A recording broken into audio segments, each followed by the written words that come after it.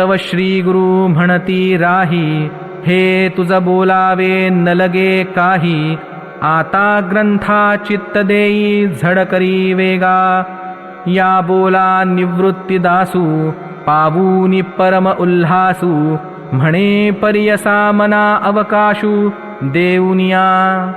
संत ज्ञानेश्वर महाराजांचे श्रीगुरु संत निवृत्तीनाथ ज्ञानेश्वरांना म्हणतात, ही आमची स्तुती आता राहू दे आणि श्रीमद भगवद्गीतेचे निरूपण करण्याकडे लक्ष दे.